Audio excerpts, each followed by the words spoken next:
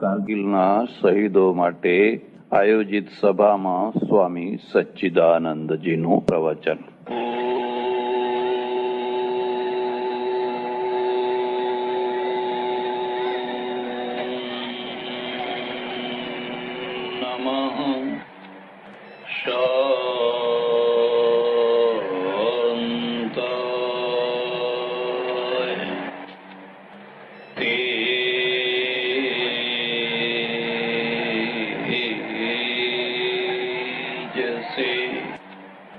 આજની સભાના પ્રમુખ સ્થાને બિરાજેલા શ્રીમાન પ્રમુખ મહોદય, જે 4 સંસ્થાઓએ મળીને કારગિલ શહીદ વનની સ્થાપના કરવાનો પ્રયત્ન કર્યો છે, એ 4 સંસ્થાઓના બધા પદાધિકારી શ્રીઓ, વંદનીય કેપી શાસ્ત્રીજી મહારાજ, અહીંયા મંચ ઉપર બિરાજેલા બધા જ વિશિષ્ટ મહાનુભાવો, સજ્જનો, બહેનો અને વિદ્યાર્થી, પ્રવચનની શરૂઆત કરું એના પહેલા જો તમે મને રજા આપો તો મારી ઈચ્છા છે, જે દીકરીએ સત્યમ શિવમ સુંદરમનું સુંદર નૃત્ય પ્રસ્તુત કર્યું, એ દીકરીને મારા તરફથી, આપના તરફથી હું આ તુલસીનો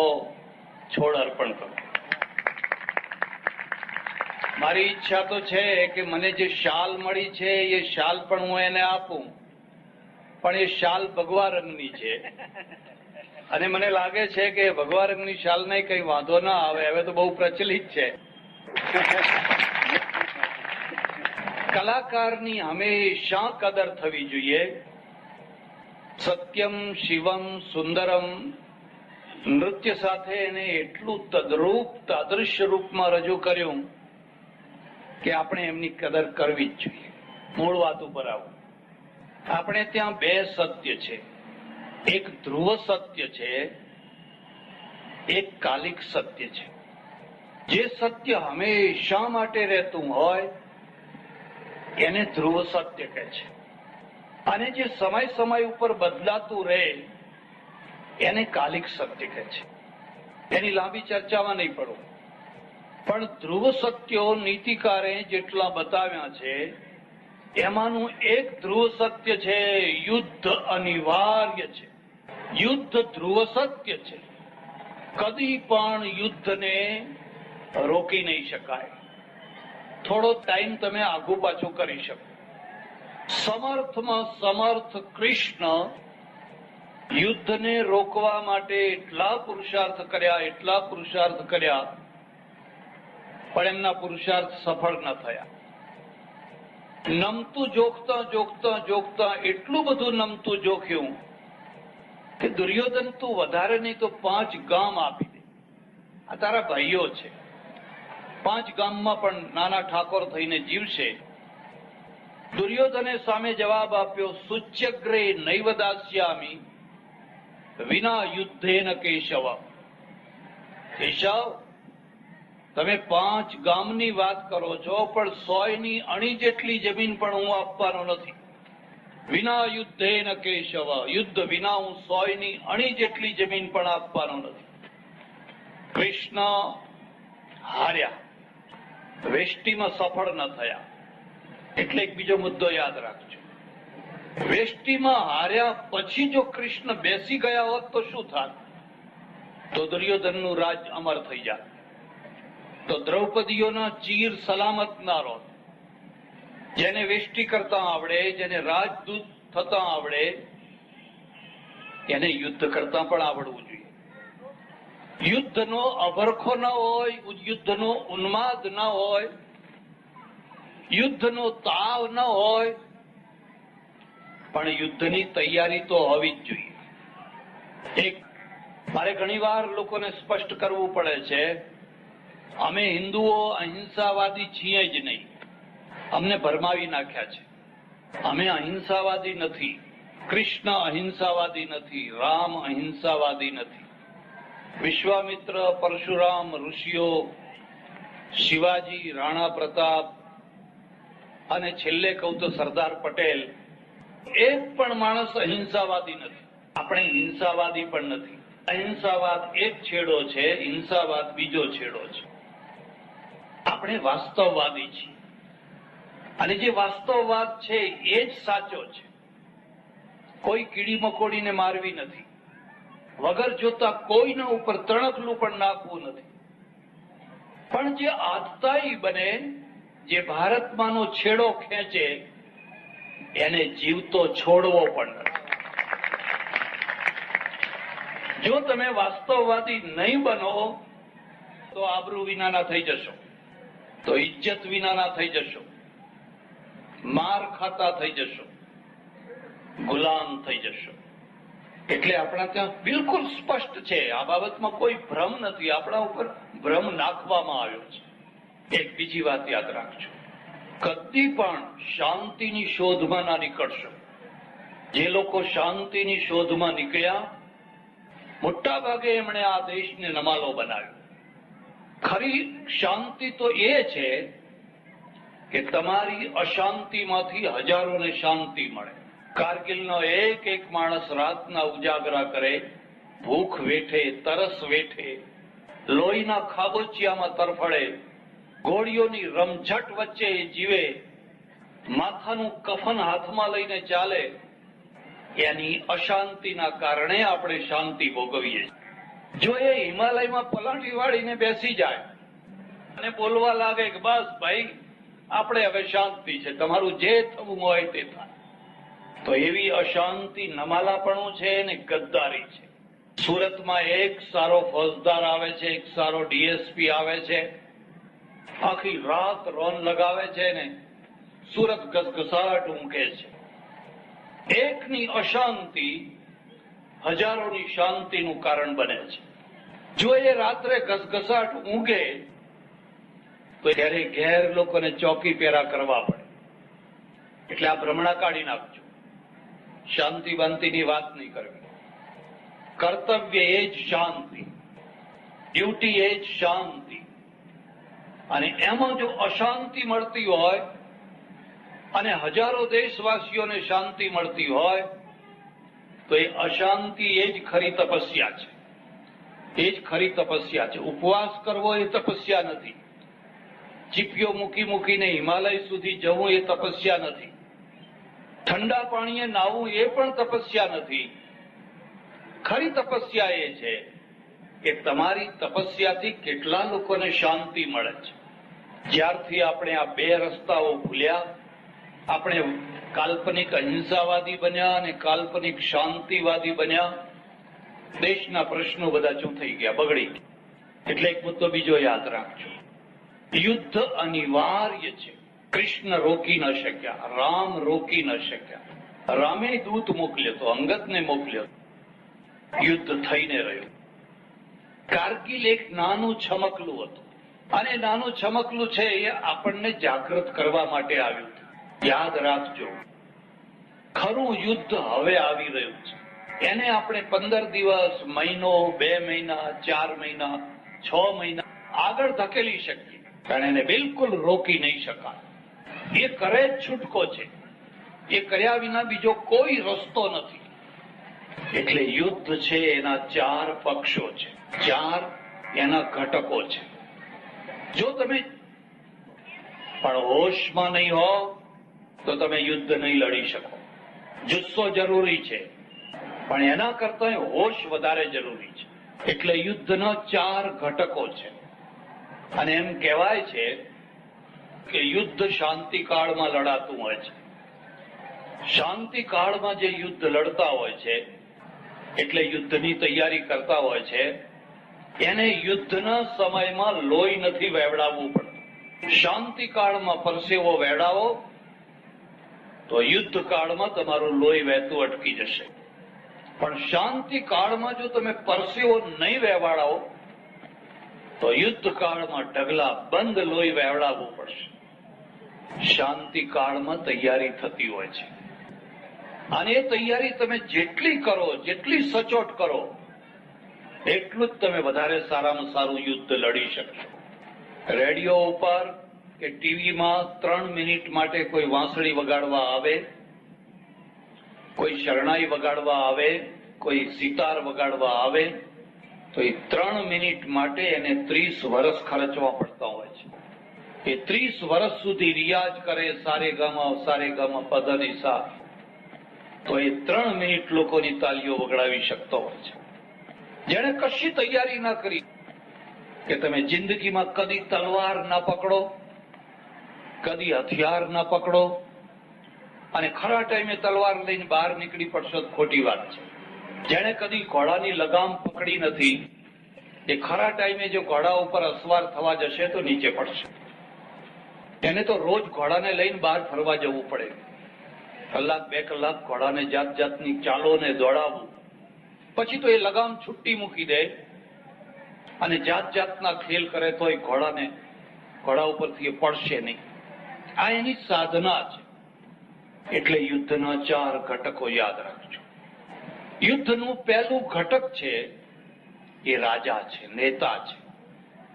નેતા યુદ્ધ લડવા નથી જતો, એની બુદ્ધિ યુદ્ધ લડે છે, એની મુત્સદ્દીગીરી યુદ્ધ લડે છે. તમારી પાસે સારામાં સારું લશ્કર હોય, પણ જો સારામાં સારો નેતા ના હોય, લશ્કર કામ ના કરી શકે. ચેમ્બરલેન અને ચર્ચિલમાં શું ફરક છે? જયારે ચેમ્બરલેન હતો ત્યારે એનું એ જ લશ્કર હતું, અને જયારે ચર્ચિલ આવ્યો નેતા તરીકે ત્યારે પણ એનું એ જ લશ્કર છે. પણ બેયમાં બહુ મોટું આકાશ પાતાળનું અંતર છે. એકની પાસે મુત્સદ્દીગીરી છે, સાહસ છે, પ્લાન છે, વ્યૂહ છે, અને એટલા માટે એને વી આમ આગળ બતાવી. જયારે જર્મનીના ઝેપેલિન રોજ આવીને બ્રિટનને ખતમ કરતા હતા, નિરાશા જ નિરાશા, હતાશા જ હતાશા, એવું ભયંકર વાતાવરણ હતું, ત્યારે ડૂબતા જહાજને ચર્ચિલે પકડ્યું, એનું સુકાન લીધું અને જોત જોતામાં એને વિજયી બનાવીને આપ્યું. યુદ્ધ એકલા શસ્ત્રોથી નથી લડાતું હોતું, યુદ્ધ મુત્સદ્દીગીરીથી લડાતું હોય છે. એટલે એક પાસું તો નેતા છે. આપણી પાસે ચર્ચિલ હોવો જોઈએ, આપણી પાસે ચાણક્ય હોવો જોઈએ, કારણ કે તમારી પાસે બુદ્ધિની લડાઈ છે. એનું બીજું ઘટક છે તમારી ગુપ્તચર સંસ્થા કેટલી સફળ છે, કેટલી મજબૂત છે, તમારું લશ્કર કેટલું મોટું છે, કેટલા આધુનિક હથિયારો છે, એ બધું ત્રીજા નંબરે છે. તમારી ગુપ્તચર સંસ્થા કેવી છે? એટલે અમારે ત્યાં તો રાજા માટે શબ્દ વપરાયો છે 4 ચક્ષુષા. રાજાને પોતાની આંખ નથી હોતી. 4 એટલે ગુપ્તચર, જે ગુપ્તચરની આંખોથી જોનારો છે. અને જેને પાસે ગુપ્તચરની સાચી આંખો ના હોય, કોઈ દાડો યુદ્ધ ના કરી શકે.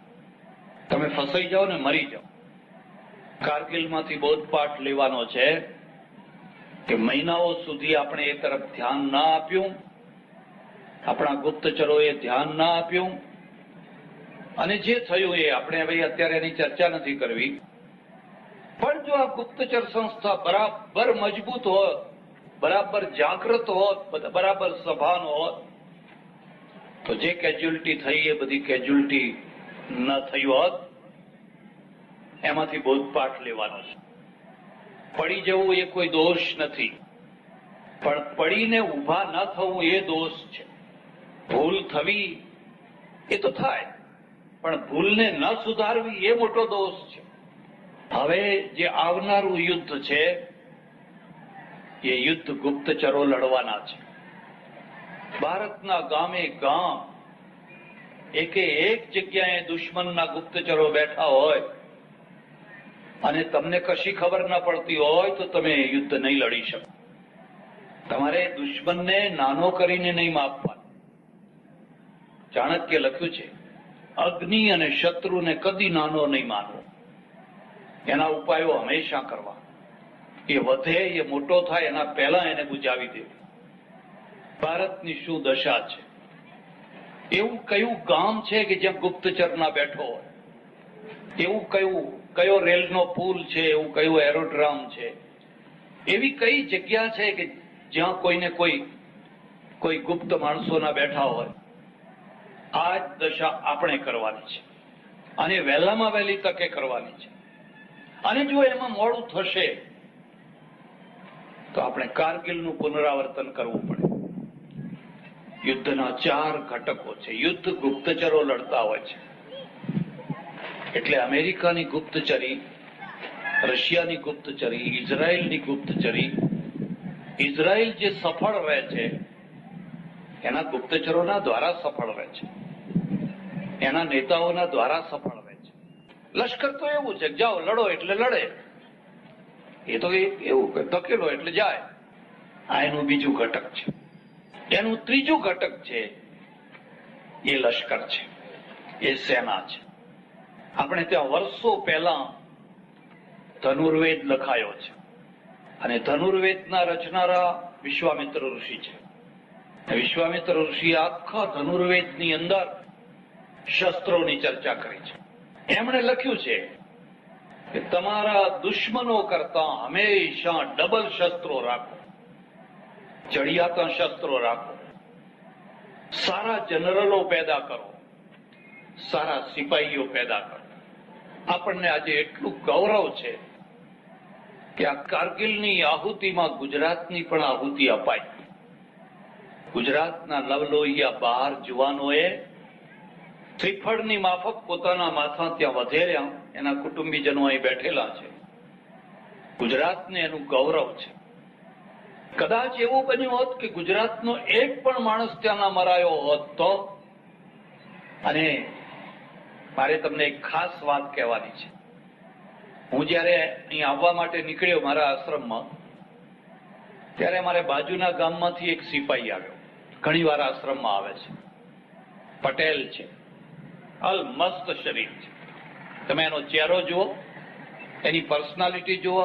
કલાકો સુધી આ મારા પુસ્તકો વાંચે, કેસેટો લઈ જાય, બધાને કહે કે આ વાંચો વાંચો વાંચો. પણ આજે હું એના સાથે વાત ન કરી શક્યો, કારણ કે હું બિલકુલ ગાડીમાં બેસવાની તૈયારીમાં હતો. અને એ આવ્યો એટલે મેં કહ્યું, ભાઈ હવે મારે જવાનું છે, પણ તમે અહીં બેસો. એ જયારે લશ્કરમાં દાખલ થયેલો અને મારે ત્યાં આવેલો, ત્યારે મેં એને પૂછેલું કેવું લાગે છે. મને કે બહુ સારું છે. પથ્થર બની ગયો. હું તો પોચો હતો, એમ રૂ જેવો પોચો હતો. પણ ત્યાં left right left right left right બધી કસરત કરતા કરતા તો અત્યારે પથ્થર જેવો થઈ ગયો છે. મારું લાત તો ફેંકી દો કોઈ. મને આનંદ થાય. હું વર્ષોથી જેનો પ્રચાર, હું માળાનો પ્રચાર નથી કરતો. માળા તો તમે બધા ફેરવો જ છો ને, અમે ફેરવીએ છીએ. હું તો ઈચ્છું છું તલવારનો પ્રચાર થાય. તલવારનો પ્રચાર. એટલે મેં કહ્યું, તને કોઈ તકલીફ તો નથી ને? મને કે તકલીફ એક જ છે. મેં કહ્યું, શું તકલીફ છે? મને કે કોઈ કન્યા નથી આપતું. હે? મેં કહ્યું, કન્યા કેમ નથી આપતું? લોકો કહે તો લશ્કરમાં ગયો, એમ આપણી દીકરી વિધવા થાય, એ તો વહેલો મરી જાય. એમ આપણી દીકરી વિધવા થાય. પટેલનો દીકરો છે તો મરાઠાની દીકરી વિધવા થાય એનો વાંધો નહીં. શીખની, ડોંગરાની, ગુરખાની, જાટની, રાજપૂતની, એની દીકરીઓ વિધવા થાય એનો કોઈ પ્રશ્ન. પટેલની દીકરી કાયમ અખંડ સૌભાગ્યવતી રહે. એમને જેની દીકરીઓ વિધવા થશે એ જ રાજ કરશે. જેની દીકરીઓ વિધવા થવાના ડરથી પોતાના પતિને ઘરમાં પાછા ખેંચી લેશે, એ તો ગુલામ થઈને ટેક્સ ભરશે, ટેક્સેબલ પ્રજા થશે.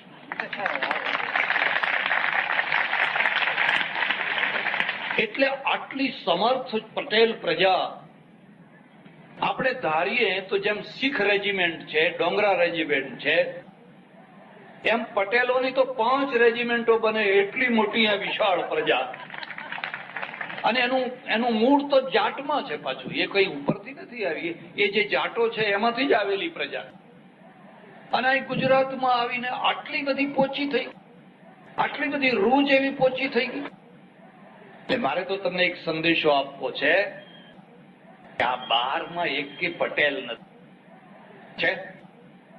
પણ હવે કદાચ કારગિલનું, કચ્છનું યુદ્ધ થાય તો 5-25 પટેલ એમાં નીકળે પાછા. ખાલી દાન દેનારા જ નહીં, પણ માથા વધેરનારા પણ એમાં નીકળે. અને મને ખાતરી છે કે આ જે મસાલ પ્રગટી છે, આ જે જુસ્સો પ્રગટ્યો છે, એ ખાલી ઝાડ રોપીને અટકી જવાનો નથી. આનાથી આખા દેશનું એક બહુ મોટું નિર્માણ થવાનું છે. એટલે ત્રીજું છે, તમને એમ કોઈ પૂછે કે તમે શું પેદા કર્યું, તમારી કમ્યુનિટીમાંથી કેટલા લશ્કરના જનરલો થયા, કેટલા કર્નલો થયા, કેટલા સિપાહીઓ થયા, તો એવું ના થાય કે આપણે માથું નીચું કરવું પડે. સારું છે કે એ બધાને ઢાંકે એવો એક બહુ મોટામાં મોટો સેનાપતિ પટેલોએ પેદા કર્યો. એનું નામ સરદાર વલ્લભભાઈ પટેલ. એ તો જનરલનોય જનરલ, સેનાપતિનોય સેનાપતિ.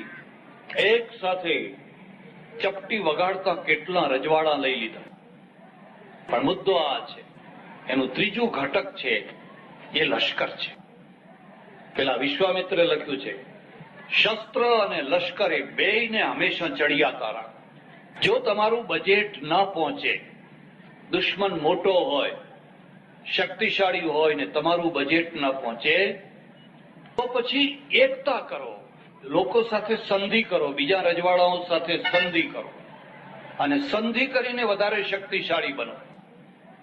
પણ જો તમે શસ્ત્રો નહીં વસાવો, સારું લશ્કર તૈયાર નહીં કરો અને રજવાડાઓ સાથે સંધિ નહીં કરો, તો યુદ્ધના દિવસોમાં ભૂંડા દિવસો જોવાની તૈયારી રાખો.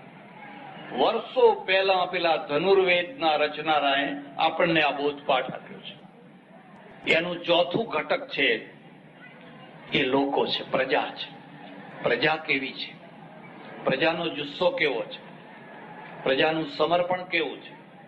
તમારા વખાણ કરવા નથી કહેતો, પણ જે 500 કે જે કઈ શહીદો થયા છે, એમાંથી 12 શહીદો ગુજરાતના થયા છે, બાકી બીજા બધા પ્રાંતોના થયા છે.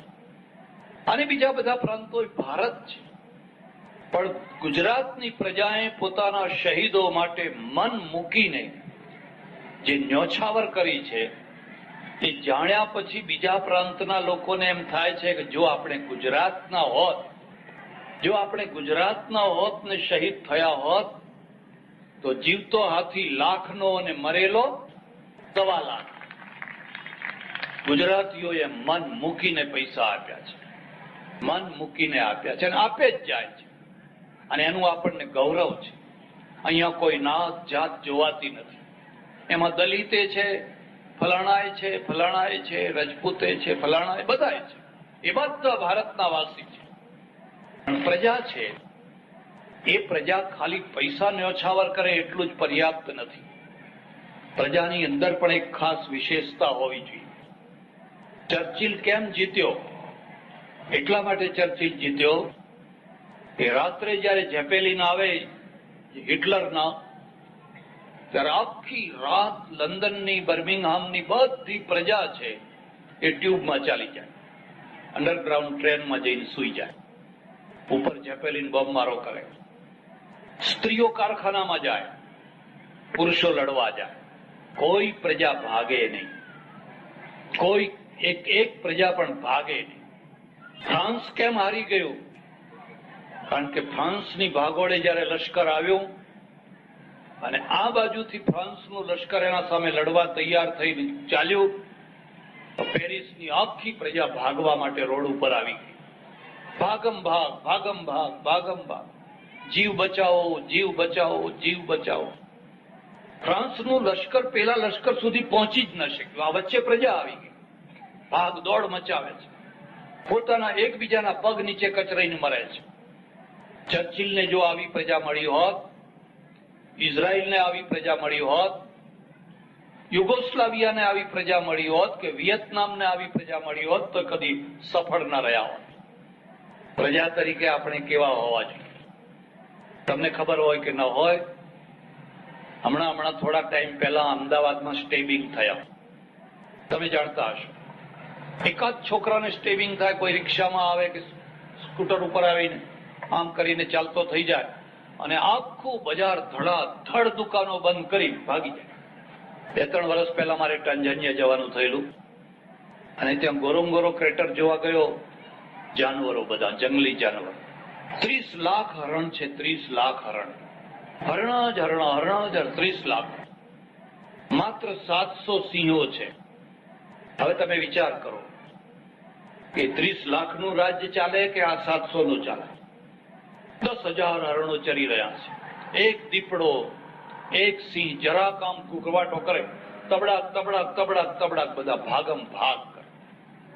દુર્ભાગ્યવશ અમે તમને હરણા બનાવ્યા છે, વર્ષોથી હરણા બનાવ્યા છે. તમે હતા તો સિંહ, પણ એ સિંહમાંથી તમને હરણા બનાવી દીધા છે. અને એટલે પેલા દુશ્મનોને ફાવતું જડે છે. એક કે બે કૂતરા, જંગલી કૂતરાઓ આવે તો તબડાક તબડાક તબડાક આખું બજાર ખાલી. હવે મારે તમને સિંહ બનાવવા છે. હવે બહુ થયું, હરણા બહુ થયા. ગુરુ ગોવિંદસિંહે આ કામ કર્યું. ગુરુ ગોવિંદસિંહે પંજાબના જે વ્યાપારીઓ હતા, વાણિયા હતા, એ બધાને સિંહ બનાવ્યા. આ શીખો કોણ છે? એમની અટકો જુઓ. ભાટિયા છે, મોદી છે, મહેતા છે. અરે એ તો બધા વાણિયા હતા. અને વાણિયા બધા માળા ફેરવતા હતા. એમના એક ગુરુને જહાંગીરે જીવતા બાળ્યા, રેતીમાં તપાવીને, ધગધગતી રેતીમાં. અર્જુનદેવ એમને જીવતા બાળ્યા. અને એ જે બલિદાન થયું એમાંથી આખી કોમ્યુનિટી નું પરિવર્તન થયું. એમના પછી હરગોવિંદ ગુરુ આવ્યા અને હરગોવિંદે કહ્યું કે શીખો, મારી પાસે કદી પણ ખાલી હાથે ના આવો. એકાદ ઘોડો લઈને આવો, એકાદ શસ્ત્ર લઈને આવો. મને ભેટ કરવું હોય તો તમે કાં તો ઘોડો આપો, કાં તો તમે શસ્ત્ર આપો. એમાંથી આખી કોમ્યુનિટી બદલાઈ ગઈ. ખોરાક બદલાવી નાખ્યો, આખી કોમ્યુનિટી બદલાઈ ગઈ. અને મોગલ સલ્તનતને હચમચાવી નાખે એવા વાઘ પેદા થયા, સિંહ પેદા થયા.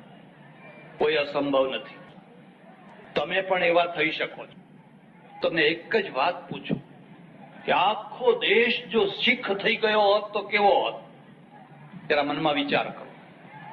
કાશ્મીરથી માંડીને કન્યાકુમારી સુધી જો આખો દેશ શીખ થઈ ગયો હોત તો આ દેશ કેવો હોત? 2 શીખ બેઠા હોય છે બસમાં કે ટ્રેનમાં. કોઈની તાકાત નહીં કે એની પત્નીની કોઈ છેડતી કરે, કોઈની હિંમત નહીં.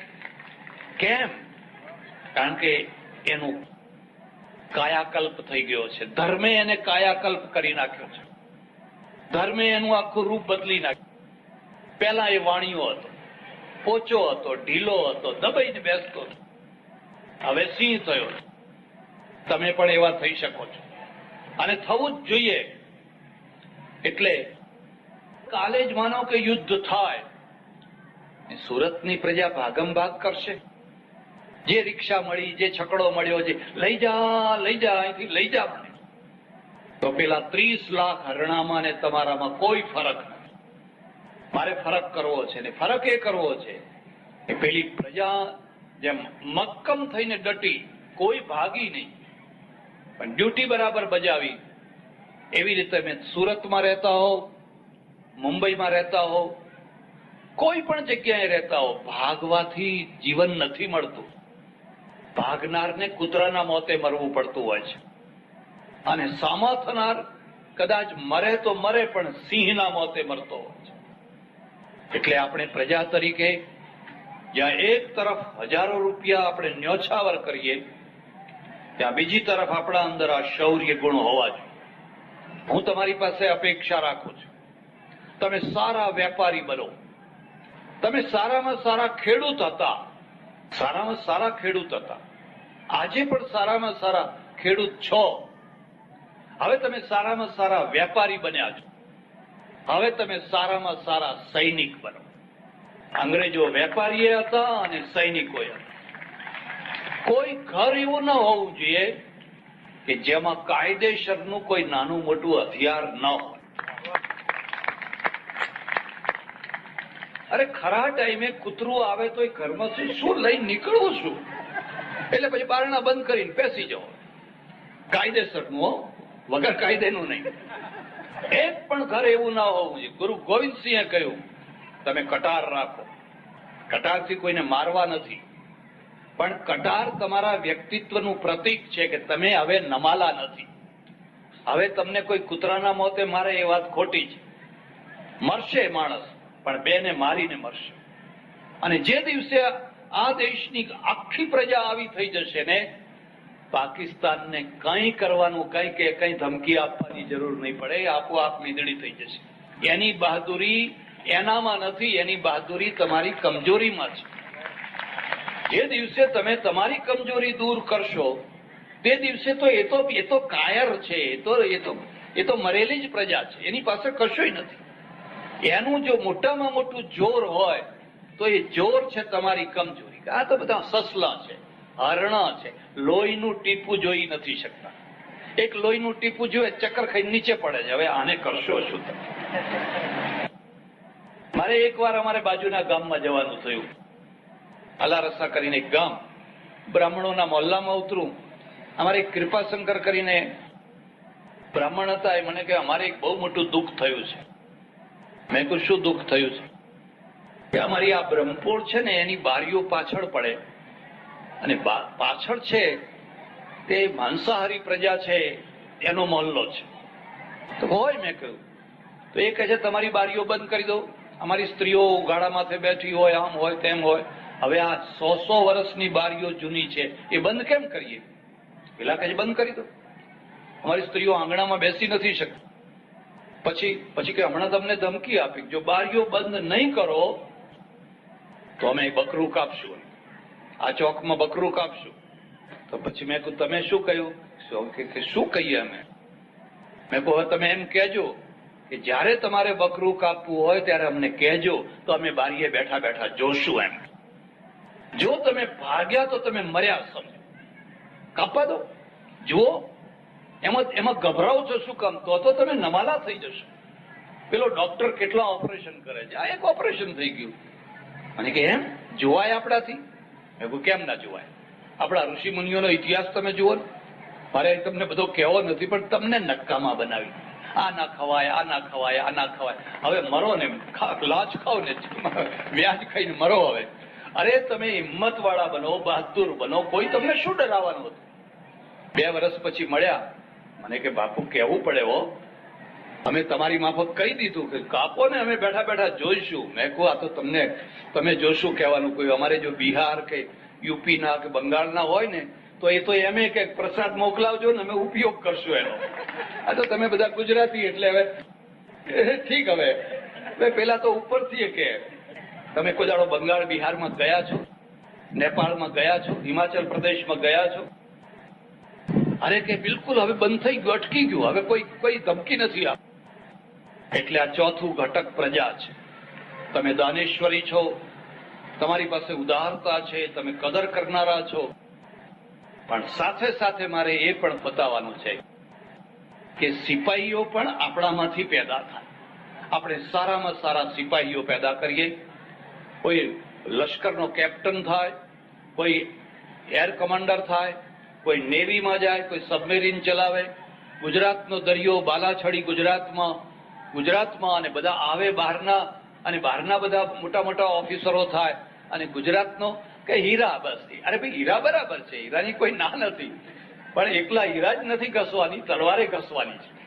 તમને હીરા ઘસતા તો સારામાં સારા આવડે, અને તલવાર ઘસતા ના આવડે તો તમે અધૂરા છો, તમે કાચા છો. એટલે આ 4 વસ્તુઓ જયારે બરાબર હોય, તમારી પાસે ચાણક્ય જેવું, ચર્ચિલ જેવું સારામાં સારું નેતૃત્વ હોય, તમારી ગુપ્તચર સંસ્થા રજને જાણનારી હોય, તમારી પાસે સારામાં સારું લશ્કર હોય, અને તમારી પાસે સારામાં સારી પ્રજા હોય, તો એક પાકિસ્તાન નહીં 100 પાકિસ્તાન પણ તમારા ઉપર કોઈ દિવસ આંખ ઉપાડી નહીં શકે. એટલે આજે જે આપણે આ વન ઉભા કરી રહ્યા છીએ એક પ્રેરણા માટે છે. આપણા શહીદો એ ત્યાં શહીદ થયા, અને એમના નામનું એક વૃક્ષ સુરતમાં કલકલ કરતું પ્રેરણા આપે. નહીં મર્યા એટલે ગયા નહીં, એના નીચે છાંયે બેસનાર, એનું નામ વાંચે અને એને પ્રેરણા મળે કે કોઈ અશોકસિંહ જાડેજા, કોઈ મહિપતસિંહ જાડેજા, કોઈ ફલાણા રાઠોડ, કોઈ ફલાણા નીનામા, એ માણસ મારા દેશ માટે શહીદ થયો હતો અને અત્યારે આ વૃક્ષ થઈ અને હવે અમને છાયા આપી રહ્યો છે. હું પણ મારા 4 દીકરાઓમાંથી એક દીકરાને લશ્કરમાં મોકલીશ. અમે બધા સાધુઓ છે ને તમને ઊંધા રવાડે ચડાવી દીધા. તમારો એક દીકરો અમને આપો, સાધુ બનાવો. અરે ટોકરા ખખડાવ્યા. હવે ઘણા ટોકરા ખખડા ઠીક છે, હવે બહુ થઈ ગયા. હવે આ ખખડાવવાની જરૂર છે. એટલે હું તમને પ્રેરણા આપું છું કે તમારા 2, 3, 4 દીકરાઓ હોય એમાંથી એકાદ દીકરાને એરફોર્સમાં મોકલો, ફલાણામાં. અરે ત્યાં તો ઘણી ફેકલ્ટીઓ છે, ઘણા વિભાગો છે. અને એ રીતે આપણે ગુજરાતનું નામ રોશન કરીએ. જે લોકોએ કારગિલ શહીદ વન સ્મારકનું ટ્રસ્ટ ઊભું કર્યું અને અહીંયા આ પ્રવૃત્તિ કરી, એ ખરેખર ધન્યવાદને પાત્ર છે. એ 4 સંસ્થાઓને જેટલા ધન્યવાદ આપીએ એટલા ઓછા છે. કારણ કે એક તરફ સુરત રળિયામણું થશે, સુરતને છાયા મળશે, અને બીજી તરફ આપણા શહીદો છે એનું એક પ્રેરક બળ ઊભું થશે. વધારે ચર્ચા નહીં કરું. પરમેશ્વર એમને વધુ ને વધુ આવી શક્તિ આપે અને વધારે ને વધારે રીતે પ્રેરક તત્વો ઊભા કરે એવી પરમેશ્વરને પ્રાર્થના. મારા તરફ, અમારી સંસ્થા તરફથી 11,000 રૂપિયા હું પણ આપું. અહીંયા ખાલી નહીં જવું. 11 વૃક્ષો અમારા તરફથી પણ થાય અને લોકોને એમ થાય કે હવે સાધુઓ કે એકલા માગનારા નથી, આપનારા થયા છે. ઘણા વર્ષો સુધી અમે માગ કર્યું. એટલે આવી નાની સરખી રકમ અહીંયા હું પણ આપું છું અને પરમેશ્વરને પ્રાર્થના કે આપણે લોખંડ જેવા મજબૂત થઈએ. આપણું મન, આપણું તન, આપણા નિર્ણયો એટલા સચોટ અને દ્રઢ હોય કે કોઈ દુશ્મન ઊંચી આંખ ન કરી શકે. અને શરૂઆત નજીકથી કરીએ. સુરતને નિર્ભય બનાવીએ, સુરતની ગલીઓને નિર્ભય બનાવીએ, સુરતમાંથી ગુંડાગીરીનો ઉચ્છેદ કરીએ અને રામ રાજ્યની સ્થાપના કરીએ. ભગવાન સૌનું ભલું કરે, સૌનું મંગળ કરે, સૌનું કલ્યાણ કરે. આભાર, ધન્યવાદ. હરિ ઓમ.